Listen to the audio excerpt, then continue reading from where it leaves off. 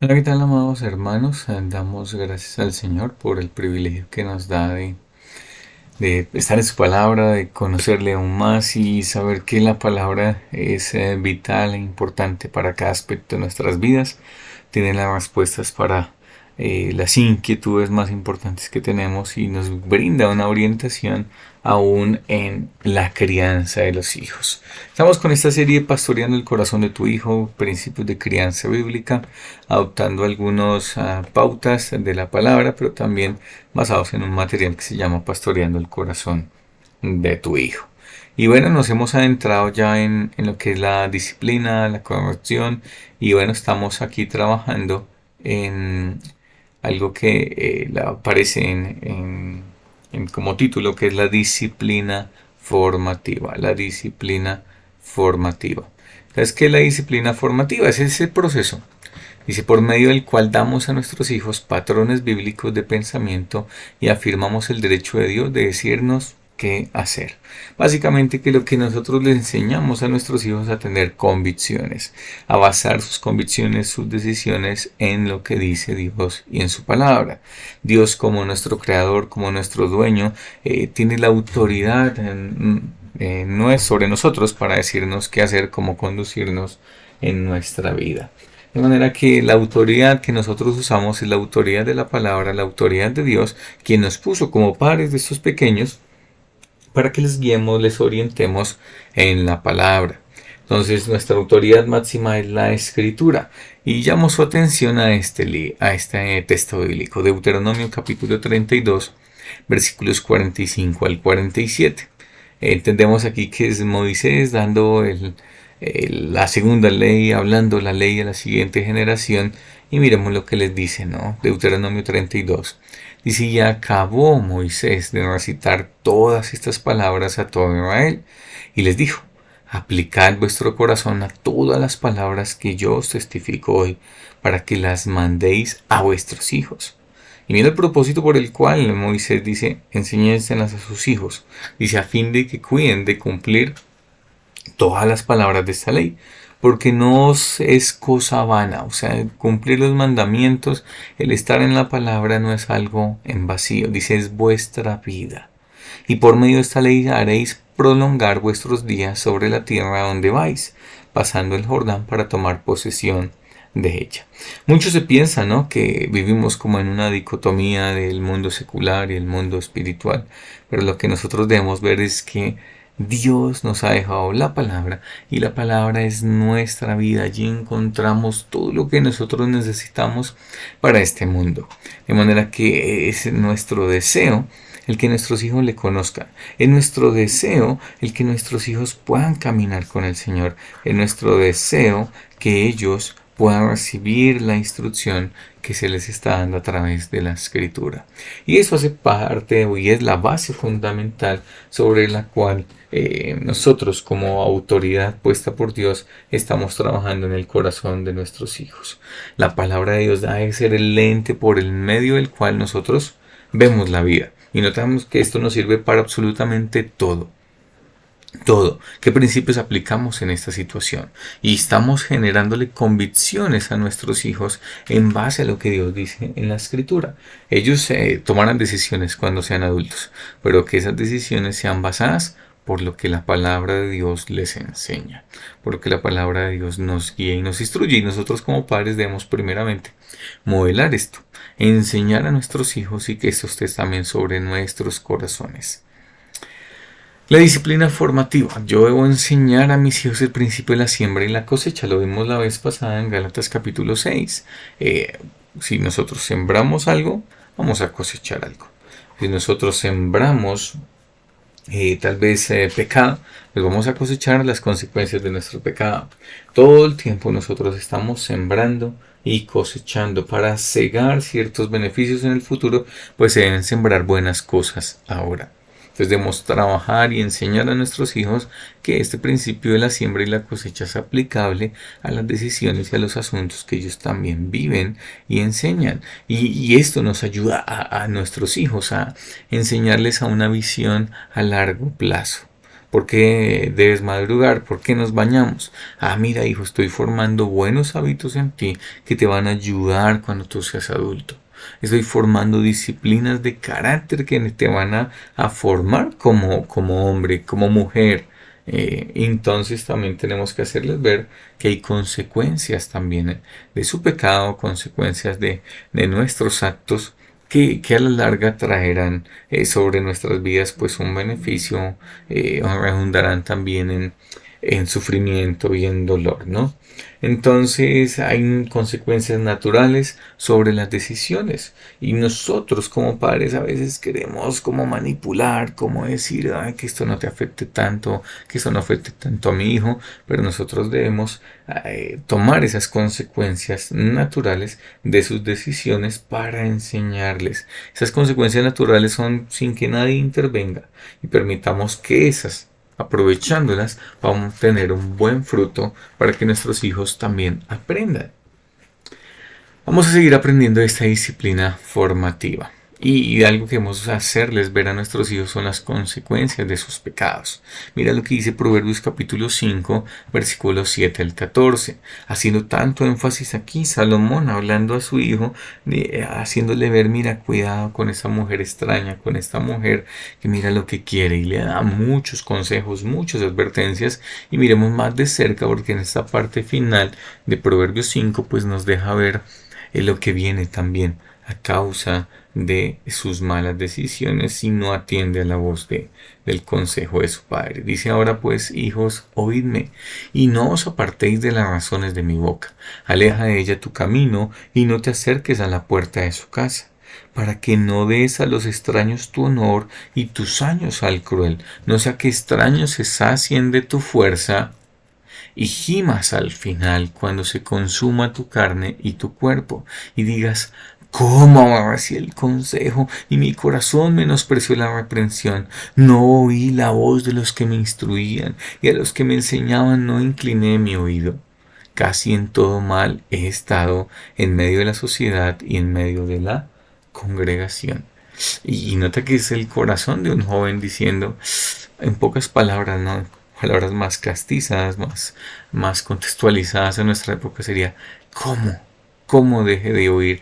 Y mira ahora, menosprecié el consejo, ahora sí el consejo, desprecié todas las instrucciones que me dieron y ahora estaba en toda clase de mal. Estaba gimiendo, mi cuerpo está destruido. Y notamos que tristemente la condición de muchas personas que menosprecian, desatienden al consejo de Dios. De manera que debemos hacerles ver a nuestros hijos, mira la gravedad del pecado, las consecuencias del pecado. Yo hacerle ver a mis hijos y aprovechar las oportunidades divinas para enseñarles estas cosas a nuestros hijos. Pero también nosotros, como padres, podemos diseñar consecuencias didácticas. Consecuencias didácticas sobre las malas decisiones que toman nuestros hijos. Ahora, ¿cómo deben ser esas consecuencias didácticas? Pues deben ser razonables, ¿no? O sea, no deben ser excesivas o motivadas por la frustración, tal vez, ¿no? Como de pronto castigar a un hijo, listo, hijo, como tú hiciste esto, las consecuencias de esto que va a venir es que nunca más vas a volver a ver un video en internet. ¿Puedo cumplir eso? Es razonable en el sentido en que yo lo voy a cumplir, no debo ser motivado porque es que estoy lleno de ira y entonces digo un castigo totalmente ilógico, irracional y que nunca pasará. Entonces las consecuencias también deben ser lógicas, pues deben estar relacionadas con la falla.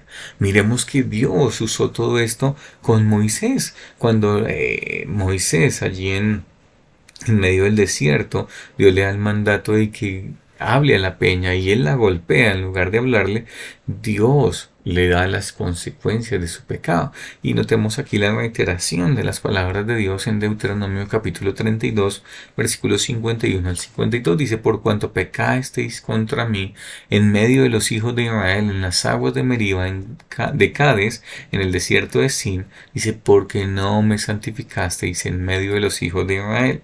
Verás por tanto delante de ti la tierra, mas no entrarás allá. a la tierra que doy a los hijos de Israel. Dios usó las consecuencias de una manera didáctica para que Moisés aprendiera. No lo castigó, no lo disciplinó, no lo mató fulminantemente, no aplicó la disciplina física, sino en este caso aprovechó esa disciplina formativa y dio una gran lección con consecuencias didácticas. Y aquí lo que debemos también aprender es que deben ser lógicas. Y si nosotros enseñamos tal vez a nuestros hijos y guiados por Dios mismo, por su Santo Espíritu, el hacerles ver que mira, esto que faltó, pecaste en esto, entonces hijo, mira, ya no vas a jugar con este juguete.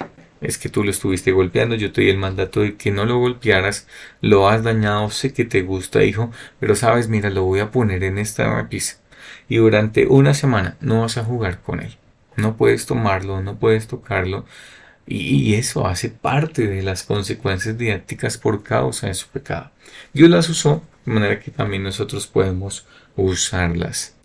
¿Qué más debemos aprender de estas consecuencias didácticas? Dices enfatizar que el pecado tiene consecuencias espirituales.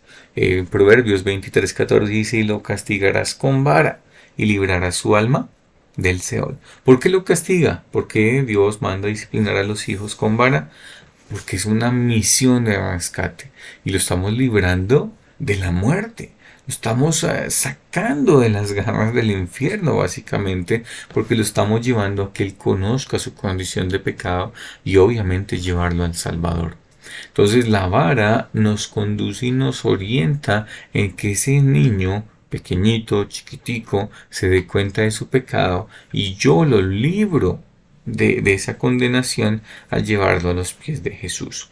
De manera que nosotros debemos entender que las consecuencias del pecado pues traen consecuencias espirituales y yo como padre estoy con esta meta de que mi hijo conozca al Señor y debo también tener como objetivo ver las cosas espiritualmente.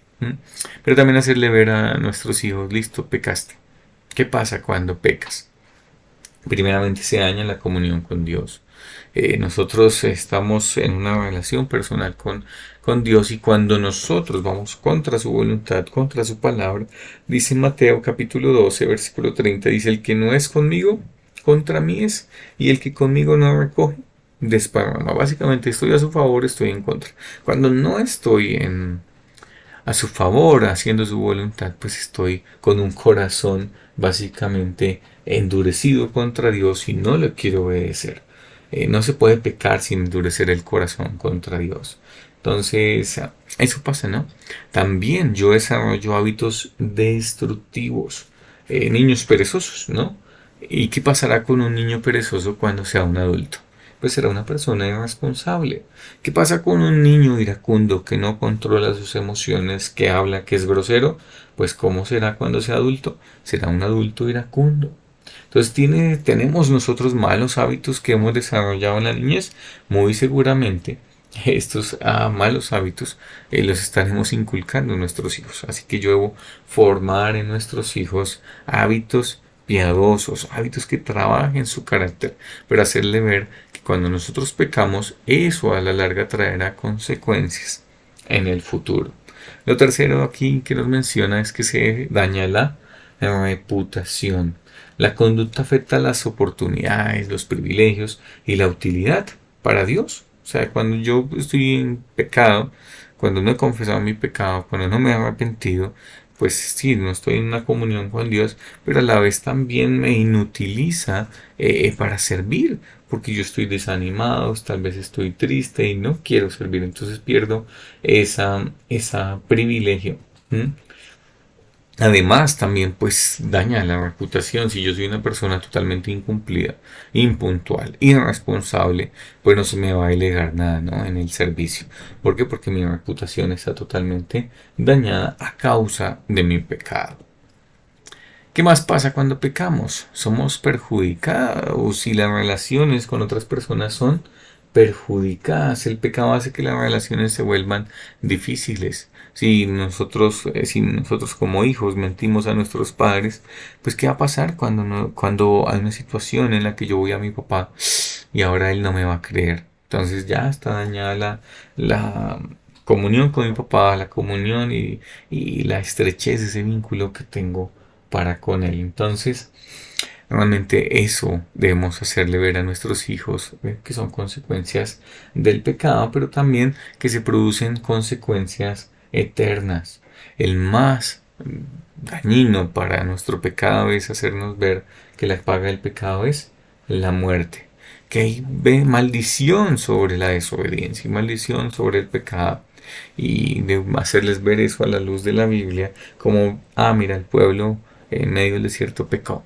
Mira, ellos debieron haber hecho tal cosa, pero mira lo que vino, ¿no? Y toda la Biblia está llena de historias de hombres que decidieron obedecer a Dios, como también hombres y mujeres que decidieron desobedecer a Dios. Y todo esto, ¿qué consecuencias trajo a sus vidas? Consecuencias eternas, consecuencias que los alejaron del Señor. Y notamos que nosotros tenemos la palabra que es tan rica, tan preciosa, que tiene una gran vitalidad y una utilidad impresionante, de manera que nosotros usamos toda esta disciplina formativa para que nuestros hijos puedan tomar decisiones, convicciones, todo esté cimentado en la palabra, que la palabra sea su todo, que la palabra sea la motivación, sea el aliento, sea también la base sobre la cual ellos y nosotros vamos a estar tomando decisiones. ¿En dónde están nuestras convicciones? ¿En dónde está nuestra mirada? ¿Cómo tomamos determinaciones en esta vida? Aplicamos los principios bíblicos de la palabra y enseñamos y modelamos a nuestros hijos una manera de vivir en hábitos bíblicos, de tomar decisiones bíblicas, o nosotros simplemente vemos la palabra como algo para el domingo, algo para el fin de semana y algo que no es relevante para nuestra vida. Cosas para estar pensando y meditando en nosotros como padres y también en la crianza que estamos dando a nuestros hijos. Muchas gracias por atender hasta el final. Que el Señor les bendiga. Muchas gracias y nos vemos en una próxima oportunidad y chao, chao.